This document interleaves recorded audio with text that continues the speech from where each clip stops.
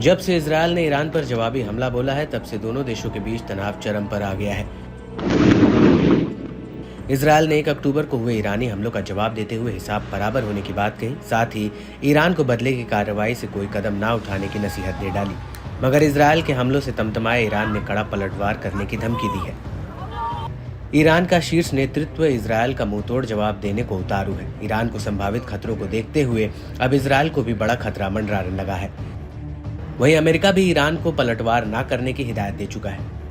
इस बीच ईरान के supreme leader ने एक बार फिर अमेरिका और इजरायल को बड़ी चुनौती दे डाली है। अली खामेनेई ने कहा कि उनके अत्याचारों के लिए निश्चित रूप से करारा जवाब मिलेगा।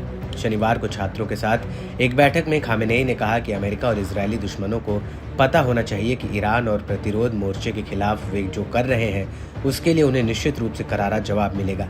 ये पहली बार है जब ईरान के सुप्रीम लीडर ने इजरायल और अमेरिका के खिलाफ काफी आक्रामकता दिखाई है।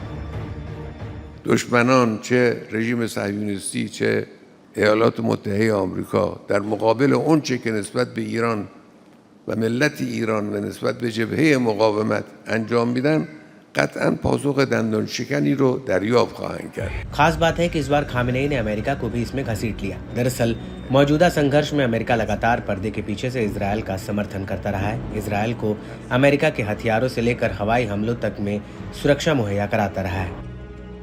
ईरानी नेता इजरायली हमलों के पीछे अमेरिकी समर्थन को मानते रहे। दरअसल अमेरिकी सेना का पश्चिम एशिया में काफी दखल माना जाता रहा है। यही वजह है कि अमेरिका खुद इजरायल को ईरान से सीधे टकराव से बचने की सलाह दे चुका है। बावजूद इसके दोनों देश एक दूसरे को आंख दिखा रहे हैं। बता दें कि इससे पहले खामेनेई ने इजरायली हमलों पर संयम बरता था, अपनी टिप्पणियों में सतर्क रुख अपनाया था। खामेनेई ने कहा था कि हम मूल्यांकन करेंगे, इजरायल के हमले को बड़ा नहीं बताना चाहिए और ना ही कम करके आंका जाना चाहिए। हालांकि इसके एक हफ्ते बाद अब वो आक्रामक दिखे हैं।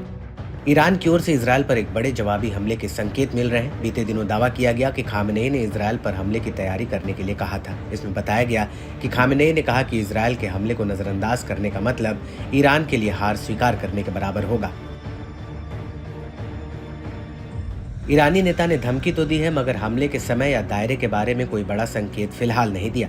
खामेनेई ने कहा कि ये केवल बदला लेने का मामला नहीं है, बल्कि एक तार्किक कार्रवाई है, धर्म, नैतिकता और शरिया के साथ एक दृष्टिकोण जो अंतर्राष्ट्रीय नियमों के मुताबिक है। ऐसे में साफ है कि ईरान इजरायल से हमला लेने को पूरी तरह से बेताब है। वहीं इजरायल भी ये भांप चुका है कि ईरान उस पर जल्द ही पलटवार कर सकता है। बीते दिनों CNN की एक रिपोर्ट में भी दावा किया गया था कि ईरान अमेरिका के राष्ट्रपति चुनाव से पहले ही इजरायल पर जवाबी हमला करेगा।